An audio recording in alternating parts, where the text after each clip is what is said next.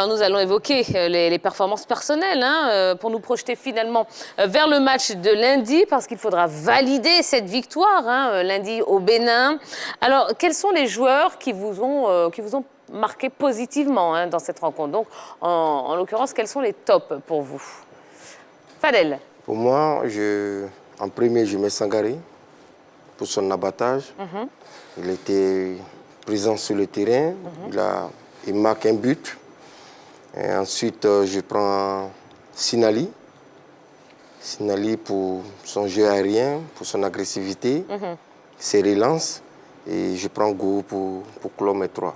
D'accord. Parce qu'il a été présent, il a communiqué, il a dirigé sa défense. Et dans les situations difficiles, il nous a sauvés. D'accord. Yellow. Sangaré, Bobo, Jérémy Boga, Gervinho, Max Gradel. Ça fait beaucoup, là. Oui. D'accord. Ah, que 3. Non, allons-y, il n'y a pas de souci. OK. J'ai le même choix que Fadel. Oui. Ouais. Sangaré, il a fait du bon boulot. Bo, il était présent. Et puis Sinali, c'est l'avenir, quoi. Voilà. Moi, j'ai mis Sylvain Gbagbo en premier. Il a fait une sortie hasardeuse, mais après, il a été correct jusqu'à la fin du match. Ensuite, Sangaré Ibrahim, lui, on ne va plus le présenter. Il a été l'homme fort du milieu de terrain. J'ai mis un peu Gradel, puisque pour le but qu'il marque, parce que ce n'est pas donné à n'importe qui d'envoyer cette reprise-là. Et puis Gervais pour son entrée, parce que quand il est entré, ça a apporté quelque chose de nouveau au niveau de l'attaque des éléphants. Moi, je le dis toujours, c'est un joueur qui me fascine, qui est tout le temps en train de chercher à faire la différence en 1 contre 1. Et souvent, la plupart du temps, s'il tente 10 fois, il va réussir peut-être 8. À 2 reprises, il va obtenir des corners. Donc, il a été sérieux, il a été correct quand il est rentré. Et son apport a changé quelque chose dans la manière de jouer. D'accord. Alors, on a fait les tops, on va faire les flops maintenant. Quels sont les joueurs qui n'ont pas été à la hauteur, disons-le comme ça, dans cette rencontre? Fadel. Pour moi, je vais prendre Crespo, parce que... Qui est Crespo? Jean-Evra. Evra. Il sait, il fait exprès. Parce que je pense qu'il était en manque de... C'est vrai, Marc disait tout à l'heure qu'il faisait le refus au-dessus le côté, mais pour celui que nous, pour un gars qui a fait un grand match contre le Cameroun, c'était pas le même Evra que nous avons vu. Donc, si, parce que ni les centres, les débordements, il les ratait. Et je ne l'ai pas, sincèrement, aujourd'hui, je ne l'ai pas senti. Maintenant, ensuite, Aurier, parce que à part le centre qu'il fait, sur le côté, les occasions que Gbagbo enlève, c'est sur le côté de Serge. Si on regarde bien le match, les 3 occasions dans la surface de réparation, c'est sur le côté de Serge. Donc je pense que par rapport au rythme de compétition, voilà. Et ensuite, je ne peux pas choisir un autre parce que là, c'est que les 2 que je peux, entre guillemets, choisir, voilà. D'accord. Yellow, rapidement. Aurier, Kessié, Christian Kwame. Ah ouais, j'ai oublié Christian, ouais. Ça n'était pas à la hauteur aujourd'hui. Ouais. Vous êtes souvenu de Crespo? Ouais. OK. D'accord. Zoro-Marc. J'avais noté, mais bon. L'entraîneur n'est pas un joueur, mais je lui donnerai mon flop. Parce qu'on a retrouvé une équipe en difficulté. Je pense qu'il aurait changé quelque chose. Oui. Donc, il est responsable de ce flop. D'accord. Voilà. J'ai mis Serge Aurier, Christian. Christian qui ne m'a pas convaincu, tout comme son entrée à Ebimpe après la sortie de Halle. Aujourd'hui, il n'a pas convaincu. Serge Aurier, pour le manque de compétition, il n'a pas pu faire le travail qu'on lui demandait, le travail de piston. Il n'a pas pu le faire. Et puis, toutes les occasions, Malawites passaient sur le côté de Serge Aurier. Et puis, un peu, Hassan Kamara, il a la volonté, il a l'envie de bien faire. Mais souvent, il n'y arrive pas. Voilà un peu les 3 noms que moi j'ai retenus. D'accord. Alors, on a posé la même question à quelques journalistes qui ont suivi la rencontre, tout comme nous, sur la 3. Écoutons ce qu'ils ont dit. Je voudrais dire merci aux éléphants qui nous ont gratifié d'un excellent match face au Malawi. Alors, mes tops, ce sont Gervinho qui est auteur d'une passe décisive. En plus de cela, il y a Bo, le gardien qui nous sort des arrêts exceptionnels. Et puis Boga qui nous met sur le 3e but, ce but de la victoire. Alors après cette rencontre, j'ai dit ma déception, c'est au niveau de Christian. On attendait mieux de lui avec l'absence de Haller, mais il nous a laissé du moins sur notre fin. Mais je pense qu'il peut mieux faire. Sinali Diomandé, Willy Boli, parce qu'ils ont été vraiment solides, surtout dans les duels. Et au niveau vraiment des flops, j'ai retenu Christian Kwame, qui pour moi a passé 1 heure de temps sur le terrain sans véritablement rentrer dans son match. Voilà, donc je pense qu'il a été vraiment en dessous de ce qu'on attendait pour un buteur. Donc c'est vraiment lui que je retiens comme flop. D'accord, très bien. Alors, on a... Monsieur Zoroma, vous savez qu'on est en direct. Non, je demandais, je ne savais pas que les journalistes sportifs faisaient des locks aussi. Je pensais que c'était que les règlements. D'accord, d'accord. Bon. Alors, c'est vrai qu'on a beaucoup parlé de la Côte d'Ivoire, hein, mais je voudrais qu'on parle également du Malawi. Est-ce que cette équipe a été capable de faire douter les Ivoiriens pendant cette rencontre? Les 20 premières minutes. Les 20 premières minutes qu'on a eues en face, parce que derrière, on a pu résister et puis après, on a commencé à inscrire les buts. Marc? Non, moi, je pense que c'est un peu notre mauvaise prestation qui met un peu l'équipe malawite en confiance. Sinon, bon, ils ont quelques individualités où ils ont essayé de quand même faire mal, surtout du côté des Aurier. À part ça, je ne les ai pas trouvés dans un grand quai.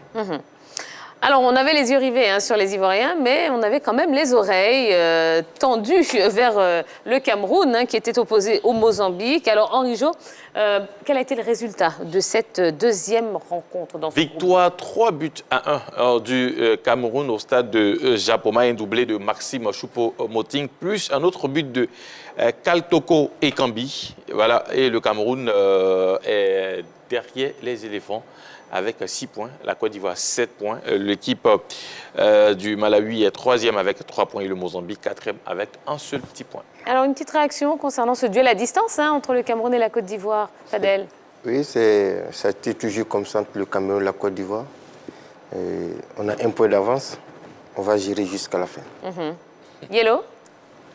C'est le moment de faire sortir le beau jeu de la Côte d'Ivoire qu'on attend, c'est tout.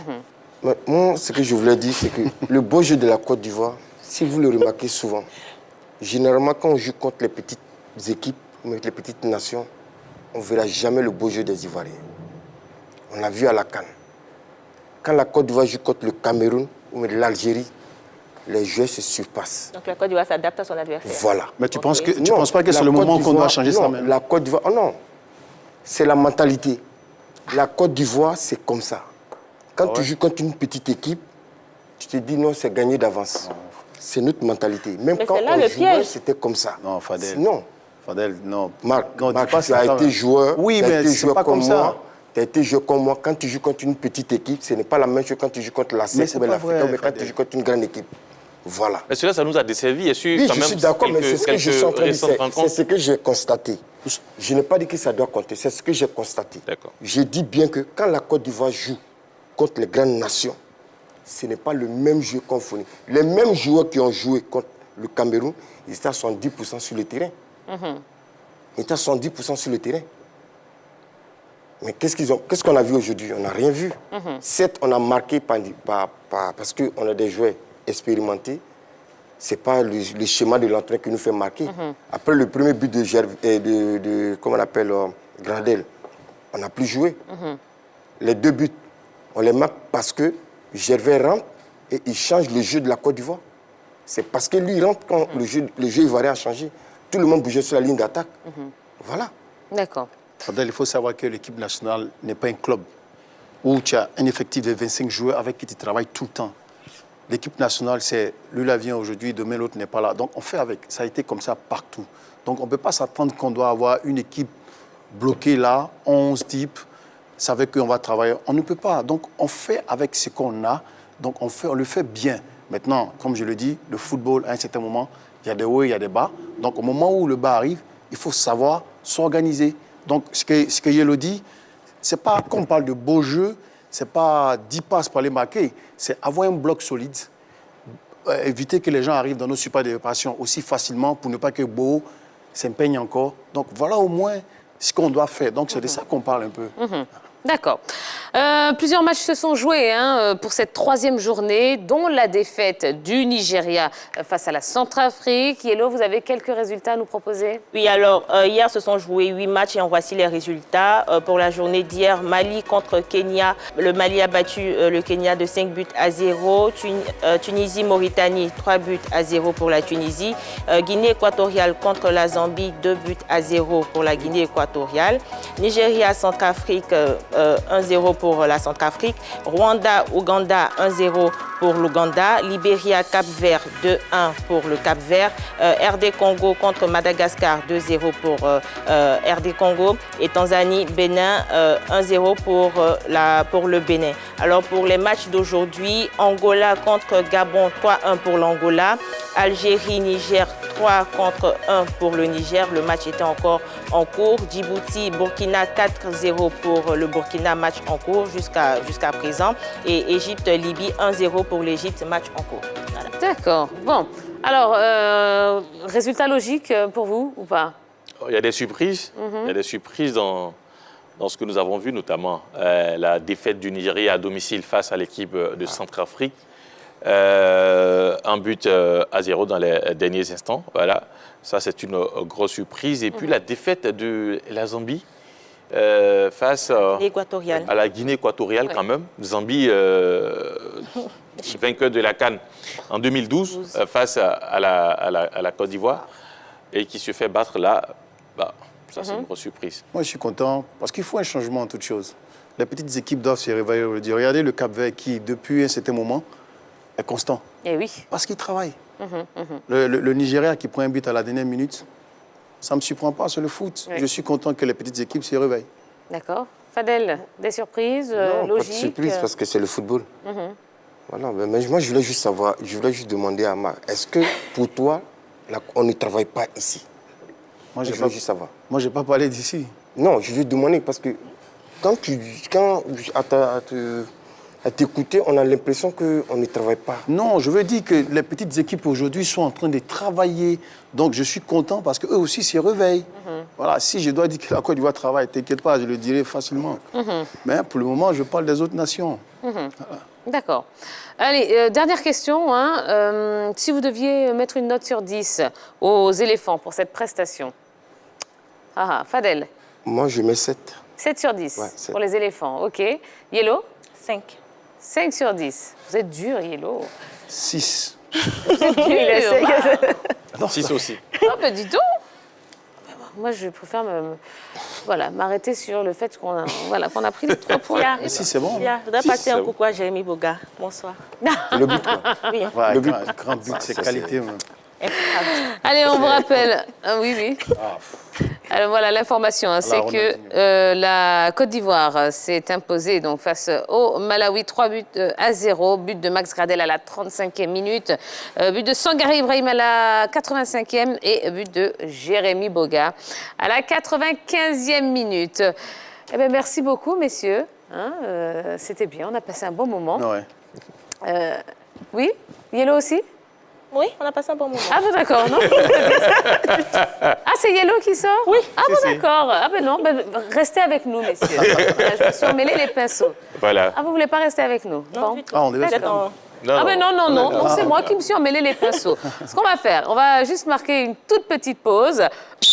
Voilà, et puis juste après la pub, nous recevrons notre 3e invité de la soirée. Voilà, Yellow va céder sa place à DJ Lewis qui est là et qui a plein de choses à nous dire concernant le sport et sa vie et toute son actualité. Allez, ne bougez pas.